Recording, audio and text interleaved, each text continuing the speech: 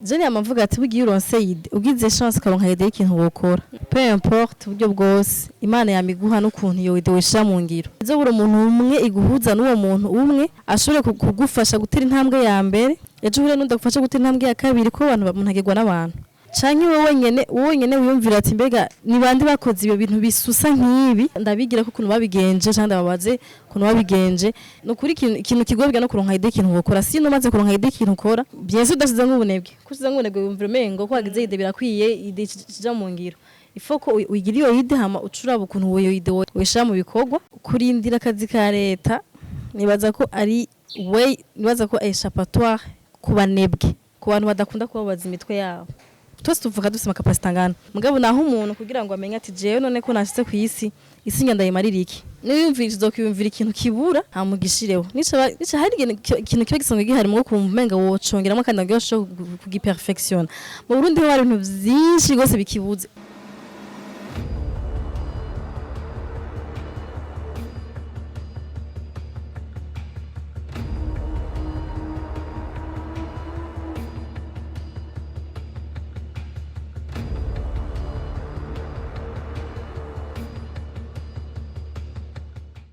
Ndabaramukije nshuti namwe bakunzi mukurikirana imbonesha kure n'isamirizi agaseke ikaze n'igwanyu mu kiganiro batega birungura ubwenge aho tugiye kuyaga ku iterambere ry'umukenyezi. Uyu munsi turi kumwe na Ozi Irakoze umumenyesha makuru akaba yashinze n'ikinyamakuru Silent Vibes akaba ari n'umuyobozi wayo aho yashoboye gutanga akazi kurundi gwaruka ndetse akabatanga n'inyigisho zitandukanye ku bene gihugu abicishije kumbonesha kure yiwe Silent Vibes. Turamuhaye ikaze rero Ozi Irakoze mu kiganiro cy'uyu munsi. Murakoze cyane. Ego kuri micro akaba ari jewe Irakoze Anbela. Imbere yuko twinjira mu kiganiro nyezina cy'uyu munsi dusaba mutumire wacu idondore ndetse aramutse n'abariko baradukurikirana. Kamere kubaramutsa bariko barakina kiganiro abavye banyise Ozi Irakoze mugabo benshi banzi ku mazina ya Ozi Irakoze nkaba ndumumenyesha makuru ndogoye n'ikinyamakuru Silent Vibes nko mwabivuze nkaba ndi mama w'abana babiri. Yego mwashinze kandi ukaba umuyobozi wa Silent Vibes mbega wiyumviye gute gutanguza imbonesha kure? Icyumviro caje cyo kwitanga caje kuko nese ndabikunda hama nkaba narabona ivyo ibintu nkunda kubona ku mateleviziyo nataraye mu Burundi byinshi bidahari wacu mu Burundi cyane yumvira nti mbega iwacu ntivyokunda ko dushaka gukora televiziyo y'imyidagaduro aho abajene bashaka kuyagira kuganirira bisanzuye hama ndagishira mu ngiro mugabo mva ko icumviro cavuye ko nari nifuza televiziyo ishobora kuba ivuga ku masuje atandukanye n'ibyo nasanzwe mbona ku mateleviziyo ndayasanzwe kwanga mu Burundi kandi ishobora kuba yo kwigisha abajene canke ikashobora kubokipa mu kubaho ibintu biri positive canke ishobora kubateramisha mu gihe baba bafise akanya ntibatumwanya baja mu marigara canke kuvuga ibintu nyene bidahuye hako aja ku marigara amara umwanya ariko araraba ibiganiro vy'abafizo vy'abasatbi vy'abakigingi bibatwenze bibigishe bibateramishe bibokipa dumwa. Yego mbega turavye ingene ubikora kandi ukabikora neza twavuga ko yari yo ndoto yawe canke hari hundi umuntu yaguteye intege? Kubikora neza sinibaza ko bihuye n'indoto mugani nibaza ko ari narabikunda kuva kera narakunda byo kumenyesha makuru n'ubwo ari umwana mutoya sinzi ko nzobikora sinze kubesha abantu gusa narabikunda kuva kera narakurikirana abamenyesha makuru bakira imyidagaduro cyane nari nifuza no kumenyesha makuru mugabo kuntera intege nibaza ko sinabaza ko ari kiretse bo twakorana ngira twatangwanye ico gihe nibo bagumubambira tuzobishobora mugabo nibaza ko nayitanguye nshaka akazi motivation ya mbere yari kuba nshaka akazi hama nkacanko numva menga ndabikunda nawe ndabikunda hama ndagerageza. Ego mbega Ozi yagishinga ikinyamakuru yarabona ko azobishobora ko hariho abigeme canke abakenyezi usanga aranse gukora ikintu yibaza ko atabyazoshobora? Sinari nzi ko nzobishobora oya sinzi ko ndashobora kuba deja nsanzwe mu buzima busanga ndafise amasoni ndatinya no kuvugira mu bantu benshi urumva ndavye ukuntu nari meze hari abantu benshi ndabiha baraba ukuntu bunyenye Rwanda kuri ibiganiro mvugira imbere y'abantu bagaca batangazwa no ndababwiye ko ntinya kuvugira imbere y'abantu mumenga ni ibintu bidahuye mugabo hariho igihe ubwoba bushobora kuba uri mwasi w'iterambere ryawe wikuyemo ubwoba ukagerageza ikintu ugasanga vy'ukuri uragishoboye kuri ako bwoba bwikuyemo rero sinzi ko nzoshobora mugabo gukora ko narifise motivation yo kuba nshaka akazi kandi nkaba nagize imana nkaronka abantu babwira ati ingo dukore nibaza ko vyamfashije kubandanya kudacika intege nubwo nabitinya mbega ndavye uno munsi aho ugeze igiki wishimira ugeze ko ndetse umaze gufasha n'abandi cyane cyane nko guha akazi urundi rwaruka guha akazi urundi rwaruka ni vyiza cyane mugabo je ikintu ca mbere nishimira ni mbega ku myaka yanje kuvyo ndiko ndakora ndiko mfashika abantu mbega ivyo ndiko ndakora biko birafasha abantu vy'ukuri c'est vrai aha dufise nkoresha dukorana n'abantu barenga 10 mugabo abantu dufasha barenga saba dukorana nibagi abantu bara biganiro vyacu bigira mu biganiro vyacu baturungikira intaye zo kutubwira ati biga jewe nari meze gutya nahindutse kora ibikorwa ikiganiro mwakoze nabana n'abantu gutya usinywa n'abantu kora ikiganiro mwakoze iyo niyo fierté yanje ni navyo bintu ngira ngo bintera intege mu gihe numva citse intege kenshi niyumvira abantu bijana barenga bahara ava ku kazi avuga ati mbega ntagenda bashize kugira nje kuraba mbega n'umunsi bavuze kubiki mbega no munsi batumiye nde mbano bumengo bage abantu nabantu bagaciro gose kandi ndabihevye noba nshize hasi mpamagara Imana yampaye ugufasha abantu bayo urumva ko koko ngira ngo utobiheba mbega nta bantu baraguca intege ku buryo ushobora kwiyumvira ko wona biheba sinkunda gucika intege vyoroshe sinkunda no kubiriza amajambo y'abantu je shora kumvuga uyu munsi mushana kubona ibintu byose biko biravugwa uzi hariya je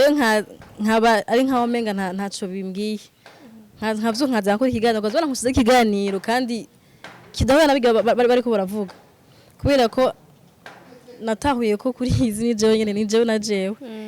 urumva ngiye kwitaho ibintu amajambo abantu bavuga kandi ikindi yacu nuko ikigwese nuko uri kurakora ikintu ciza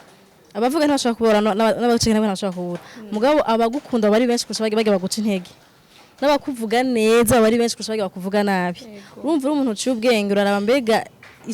mbega ugiye kubalansa eske ivyo ndakora ni bibi ni bibi canke ni vyiza urabiye ku kuntu abantu bavya ko abantu batora basibijuju n'abantu baci ubwenge abantu bakuze n'abantu batari tomanipira uko bishakiye so ngo uri kurakora ibintu bibi barabona ko kurakora ibintu bibi niri kurakora ibintu vyiza kuri kurakora ibintu vyiza rero bariya kuguca intege bazokuma bahari abo rero ico ukora uzibira amatwi kawandanya ugakora ego mbega nakaye kajambo kugwaruka ruheba impano ruba rufise kubwo gucibwa intege sinobacira urubanza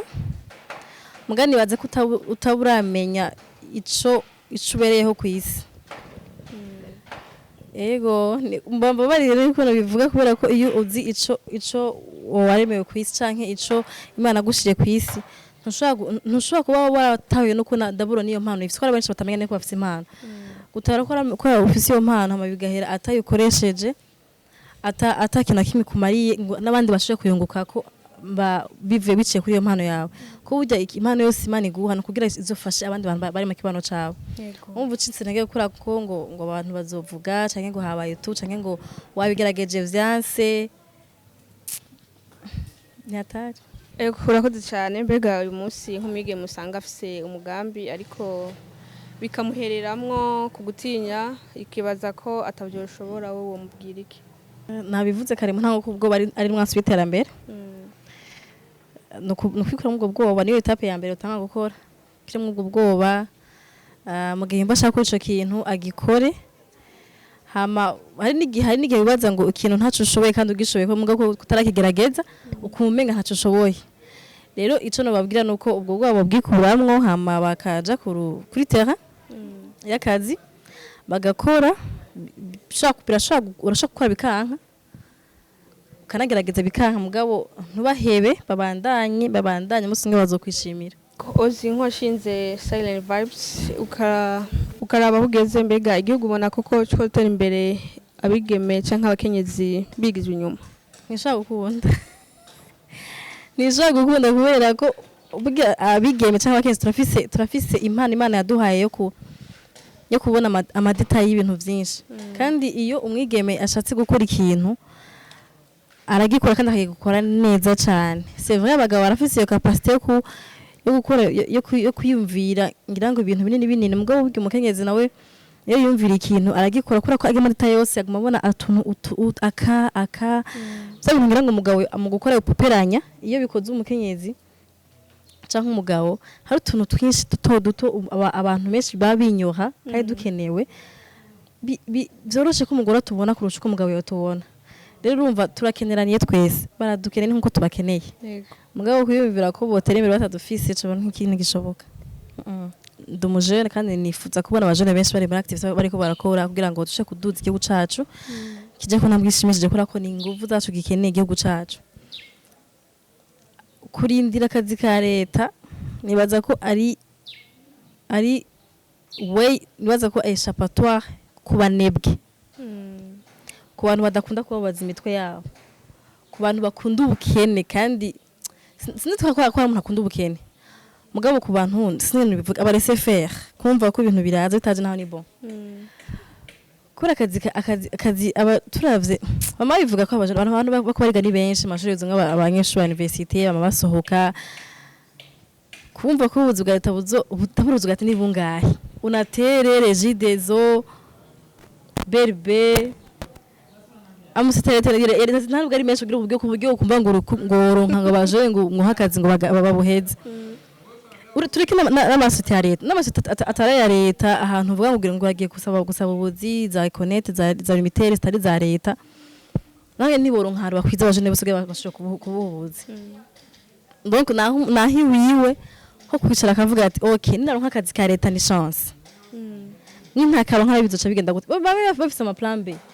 Jana umuntu muzima yafise plan B. Je plan A yasi nafise plan B TikTok yabiringa onye isova mu gihe plan A yasi. Donc urumva uwicaye afite abantu baza kurondera akazi barakarondeye barakabuza canke uradepoje ahantu hose urakabuza biheze wiryamiye canke wumva ko Imana ntigukunda Imana irakwanka warabaje umutwe mu gukora biheze atakazuronse nahiwe ho gukrea akazi ko bagiye abantu bagize ziga ama entreprise baduhaye amatara badukoreye amazi meza bakoze ama telefone n'abantu biyumviriye batajyanye kugira bashobora ama solution. Donc nawe we niwimvira abantu babikoze ibi wa mugane ntibavukiye amezi 12 canke amezi 15 bose bavukiye 9 twese tuvuka dufite capacity ngana mugabo naho umuntu kugira ngo amenye ati jewe none ko nashitse ku isi ngenda yimarira iki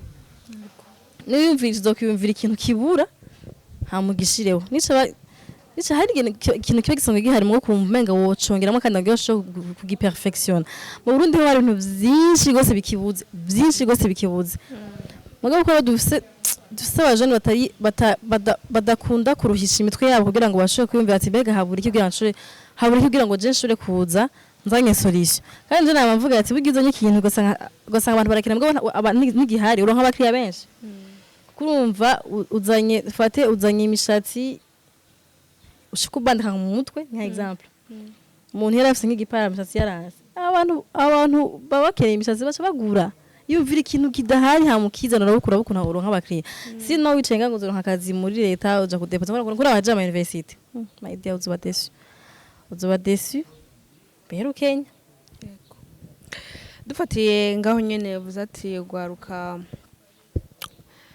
rurakwiye kutaba abanebwe rukareka ubunebwe mbega nk'ugwaruka usanga rufise imigambi ariko rutabona neza ngene gotangura nako go bigenza gute canke uruhanura gute. Je nibaza ko ari abaha mu Burundi hari abantu benshi bamaze gukora imigambi myiza kandi komeye kandi nibaza ko sebe bashaka kuturonka umwanya twese ngo batwumvirize badufasha gutwakopanya muri imigambi yacu. Ariko nibaza je amavuga ati bugiye uronse ugize chance karonka yede ikintu wokora. peu importe uburyo bwose Imana yamiguha n'ukuntu iyo idée wishira mu ngiro nukuri ntizobura umuntu umwe iguhuza n'uwo muntu umwe ashobore kugufasha gutera intambwe ya mbere ejo hure n'undagufasha gutera intambwe ya kabiri ko abantu bamuntagirwa n'abantu canke wowe nyene wiyumvira ati mbega ni bande bakoze ibyo bintu bisusa nk'ibi ndabigira ko ukuntu babigenje cyangwa ndababaze ukuntu babigenje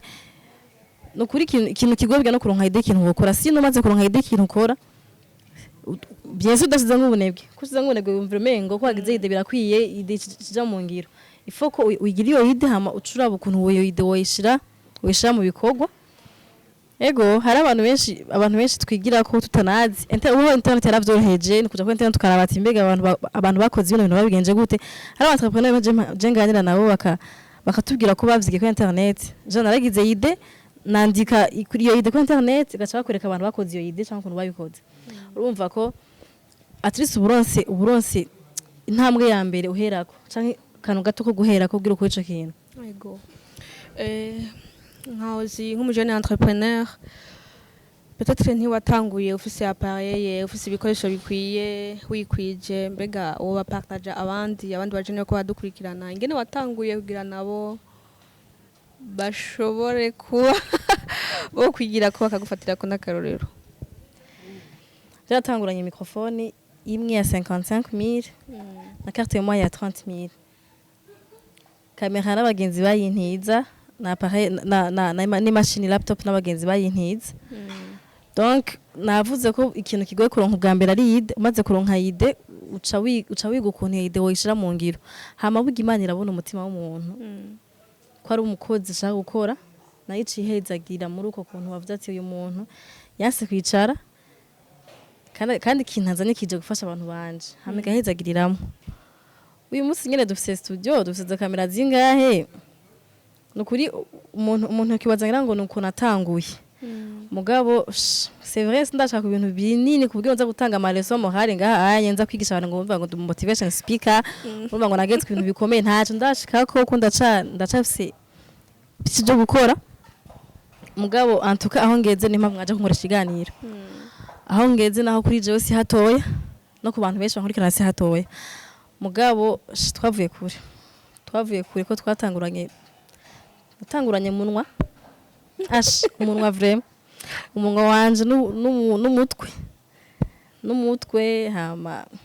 niyo mpano yo kuganiriza abantu ko natwe mfise iyo mpano yo kuganiriza abantu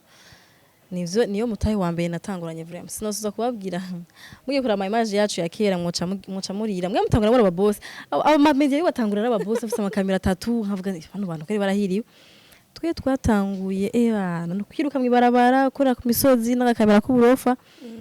nakugenda bagakose ko hageze igihe cyangwa turakota kamera cyangwa kose kamera umwaka wose uko urakota kamera utanga amahera ku munsi umwaka wose biruhisha gashira abantu ubu nyene batangura bafite amakamera mari babiri kamera 3 bafite abantu bakorera nivyo mbugani ni fierté kuko tugata twebwe twakoze bigoye hama tukaba twinspira ama media karavuka uyu munsi n'intambwe mvuga ati hari ikintu umuntu amari yisi naho nopfuye uyu munsi ariko nzoba nayimari ego muri uyu mwaka wa 2024 mbega n'igikewozi yifuza gushikako avuga ati ntegerezwa kugishikako naho boca intege muri kamera ndetse kuvuga amaprojet yo muri kazoza ibintu ndabivuga vyabaye ndabivuga bihari deja abantu bakunda kuturaba barabizi ko niyo mfise ikiganiro gishasha ndakivuga camaze gutangura sindavuga kitaratangura ndakivuga magihari rero nukuri ejo kibazo cyongora kwishura kubera ko umuntu abafise amaprojet nyene menshi mu mutwe mugaye Imana niyashira mu ngiro rero nibihangana mabakora biganiro nzo yavuga niyagera mugaba amaprojet yarahari kandi menshi gose deja turi mu kwa mbere dusame 12 muri amaprojet yose muri amezi yose hari byinshi baza muzogenda murabona turiko turakora cyangwa tuzokora Imana dutije umwuka dutije impwemu tukiri bazima muza murabibona Ego urakoze cyane kumburengerezo bitubwira byamaze gushika byagiye mu ngiro mu kurangiza mbega nakahe kajambo wobwira bariko badukurikirana nobwira ko Imana ibakunda hama bakoze kunyumviriza no kumpumwa no kuduha umwanya wabo kuko uyu umuntu agutiza n'iminota n'ibitara reka kumviriza yenca agaciro hama ikindi naco nuko nifuza kubona gwaruka rwinshi ruko ruratembera bya sinkunda kweri guta umwanya ndahanguse guta umwanya numva nimba nicaye ngaha nkora kino kiganiro hamabi bakabata abantu babiri cyangwa batatu batacafashije no nataye umwanya mugari bahari abantu cyo cafashije n'aba babiri cyangwa batatu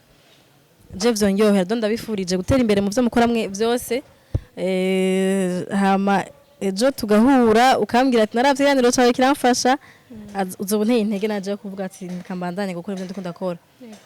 mugabo mukiravye mugaca murengana mutataco yuke ba Maria mbanza wahenje guta umwanya nyine cyo bimbabaza hama merci mwakoze kuntumira ego shimire namwe mwese miko muradukurikirana ikiganiro bategabira wungura ubwenge kigarukiye ngaha naho butaha